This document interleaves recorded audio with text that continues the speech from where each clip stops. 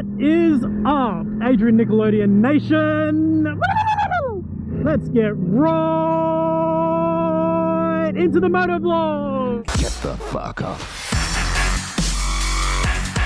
Most cancerous intro in the history of YouTube. What is up, guys? AdjrianNickelodeon coming at you from Sydney, Australia. And just a quick impromptu vlog. For anyone that doesn't know, I'm uploading every single Thursday at 11 PM Australian time. There's something that I want to talk to you guys about. There was a young lady here in Sydney that was killed a couple of weeks ago when she ended up coming off her bike and falling underneath a truck's tyre. I'm not far from where I live, actually. Fucking hell, man. VB Commodore. That right there was my first car. I had one of them. V8 4.2 litre. I was driving that to school when I was unlicensed and the car was unregistered. Actually, I think I had my L's license back then, my learner permit. Definitely couldn't drive a car on the road without a fully licensed passenger next to you when you're on your learner's permit. But anyway, that's a whole nother story, man. I love my V8s, but I do want to talk about the young lady that was killed by the truck. I want to do a PSA, or a public service announcement, for anyone that isn't familiar with that term. I'll probably cut in a little piece of the news article here where the reporter's talking about the bike cutting between cars before she was crushed and unfortunately killed by this truck that she merged into. The woman who was riding this motorcycle has somehow come off her bike and fallen beneath the truck. Witnesses have told police they saw the motorcyclist cutting between cars and trucks and riding between the lanes. And then the truck was taken away so it can be properly examined by officers from the Crash Investigation Unit. I just want to point something out, guys. Lane filtering is legal here in Australia, in most of the states here in Australia. It's becoming legal in a lot of other places outside of Australia now because people are waking up to the benefits of lane filtering, not only for motorcycle riders, but for all road users.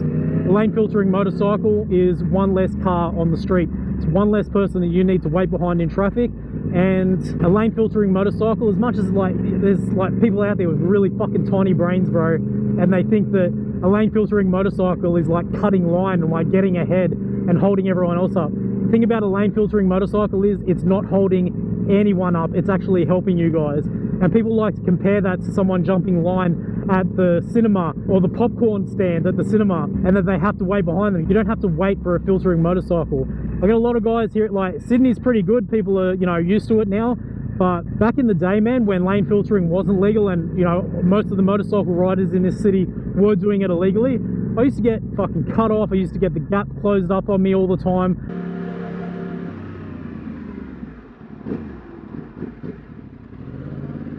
Do you remember that dude that opened up the door on me? Most people, when they open the door, they open a little bit. He pushed it open all the way. I think he was trying to teach me a lesson for lane splitting, but this shit's legal here, man. Like, what the fuck, bro? I should have stopped and said something to him, but I didn't stop.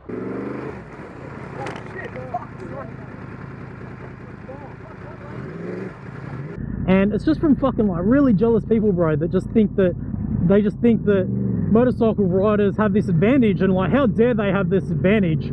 How dare they? I'm going to close this gap up. Like, fuck that guy. Fuck that guy for getting ahead of me.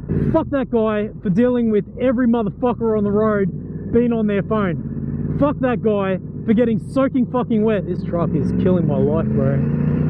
Fuck that guy for getting soaking fucking wet when he rides to work while I sit here in my fucking nice, warm, air-conditioned or heated car with my super skinny, extra hot, double shot chai latte.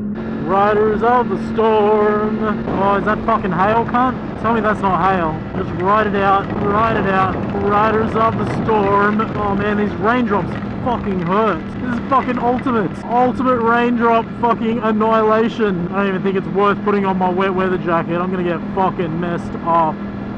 Oh. Oh yeah. Oh yeah.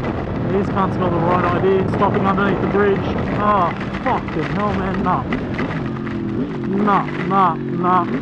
Nah. Oh, man, fuck that.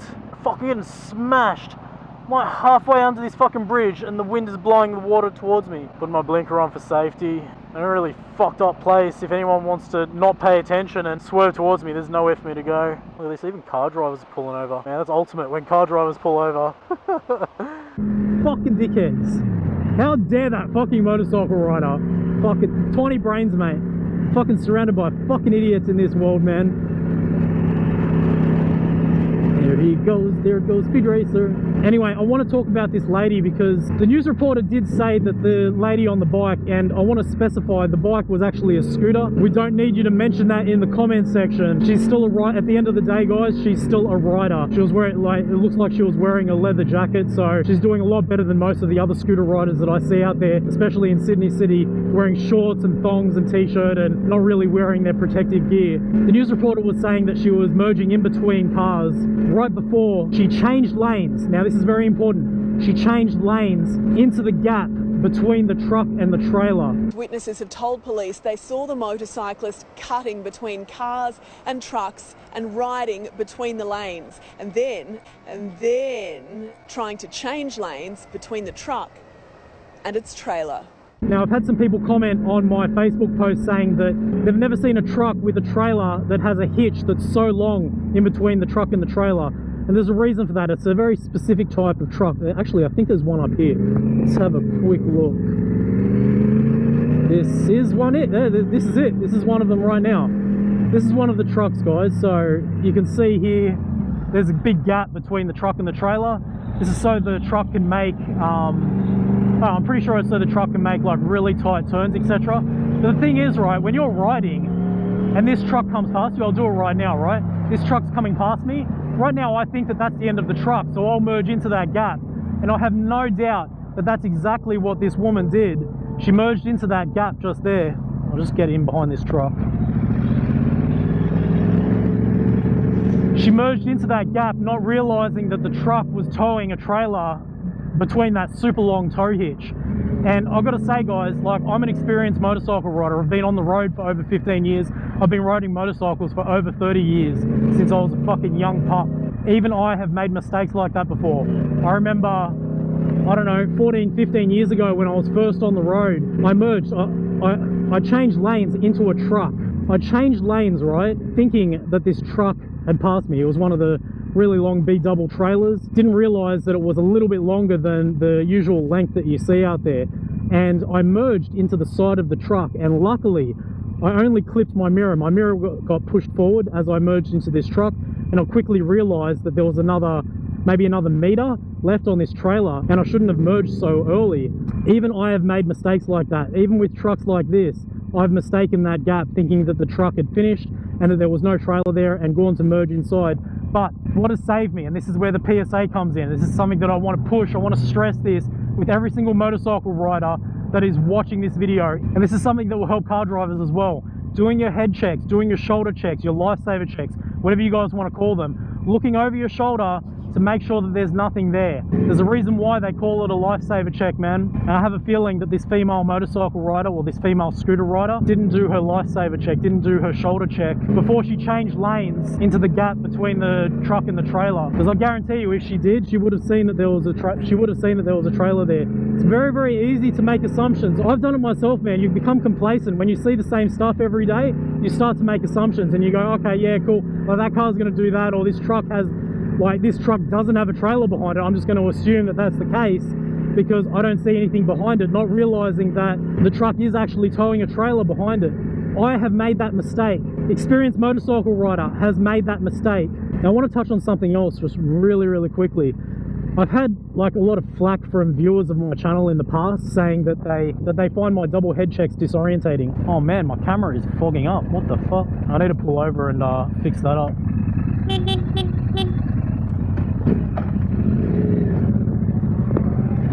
Alright guys, I just had to pull over because the GoPro must have some moisture in that case, because it started to really fog up as the GoPro heated up while I was recording. There's another one of those trucks right there. They're fucking everywhere here, mate. Like, there were a couple of guys on my Facebook post that said that they've never seen a truck like that from America and from the UK. But here in Australia, man, like especially around construction sites and stuff like that, we see those things all the fucking time. Mate, it's fucking hot right now. I'm sweating my fucking cunt off. Anyway, I want to talk about the double shoulder check, right? The reason why, like I said, I've had people in the comment section saying, bro, like, Why the fuck do you look over your head twice? Like, it's really disorientating for the viewer, blah blah blah. Like, at the end of the day, man, I'm riding to fucking stay alive, bro. Like, motovlogging is like the product of me riding and keeping myself safe. Like, I'm not worried about motovlogging or getting good footage while I'm riding around on my bike. Like, a lot of people think that like motovloggers are distracted and they're like trying to look at something to get good footage. Nah, mate, like, there's another one of those trucks. There's two of those trucks right there. That big gap between the two trailers. There it is. Mate, that gap is fucking huge. Even someone in a small car could fucking merge into that gap. Like, not just motorcycle riders, car drivers, look over your shoulder, make sure there's nothing there. But like I was saying, guys, people say that the footage is disorientating when I do it, when I'm riding on the road. Now, there's a reason why I'm doing this, and this is something that I want to teach you guys. You know what, I might actually demonstrate what I'm talking about. But basically, what I do when I'm looking over my shoulder is I'm taking a quick, like, snapshot with my eyes. I'm taking a quick photo. I look, I take a photo, I look again, straight after I've looked. And I'm comparing those two snapshots, those two photos that I've just taken with my eyes. I'm comparing those in my brain and processing what's changed, what's different, what car is closer, what car is further away, what's changed, what's moved, what's happened in that photo, right?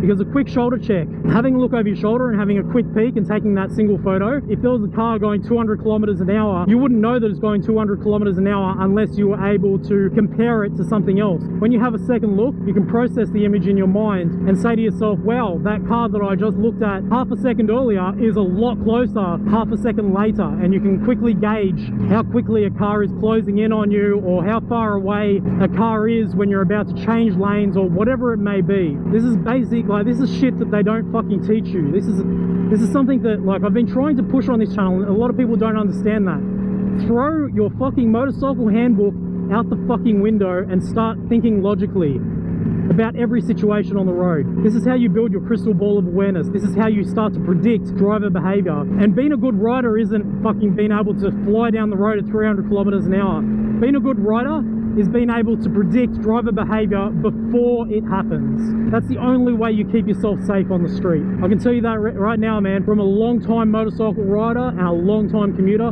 the only way to keep yourself safe on the street is to predict shit before it fucking happens. And yeah, I get caught out all the fucking time. I'm gonna cut some footage in right now of times when I've fucked up. Most of those times have been when I haven't double head checked, or when I've been doing something really stupid. Here we go. Alright guys, coming at you with that smooth radio voice. So in this clip, I was filtering between the cars while they were moving, and just trying to pay attention to what was happening beside me and not really looking at what was happening in front of me. I failed to realise that the traffic had stopped ahead of me in the right-hand lane. I was forced to take that gap just there. Got beeped by the car behind me. Definitely I was in the wrong. I should have just been a little bit more patient. I should have backed off, or should have not tried to have taken such a tight filter between the cars. Even though I wasn't speeding or anything like that, even though I was, you know, well within the speed limits of a filtering motorcycle here in Sydney, it was a little bit too tight at that point. I didn't leave much of a margin for error in that situation.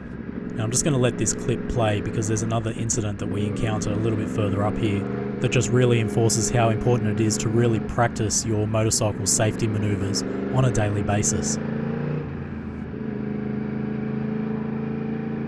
Always be ready to counter steer.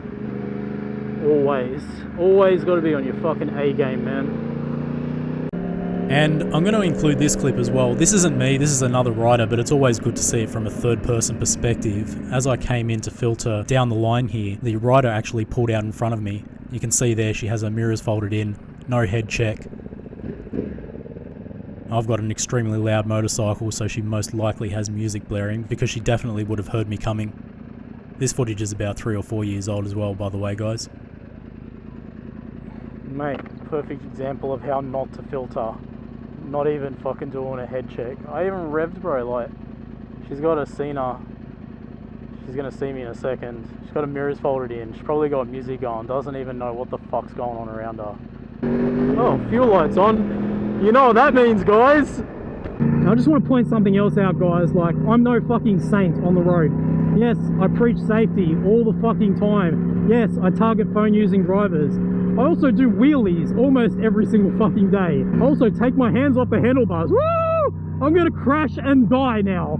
Taking my hands off the handlebars, holy shit, I'm going to crash into a busload of orphan children, causing the bus to explode into a fucking huge fireball of death and destruction. Some people take it to the fucking extreme. The thing with distracted driving is now the #1 killer on the street. Whether it be phone calls or texting, right? Taking your focus away from driving is one thing, but taking your eyes off the fucking road for hundreds of meters at a time, depending on how fast you're going.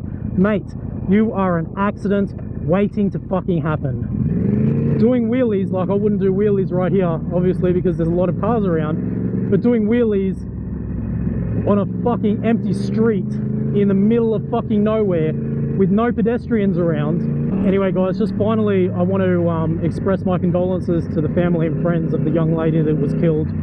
I have no doubt that they will probably come across this video at some point. It's a tragic situation that nothing good comes of a situation like this. I don't know what to say. You know, regardless of whether she was an experienced rider or whether she wasn't as experienced, anyone can get caught out in this sort of situation when they become complacent with their riding.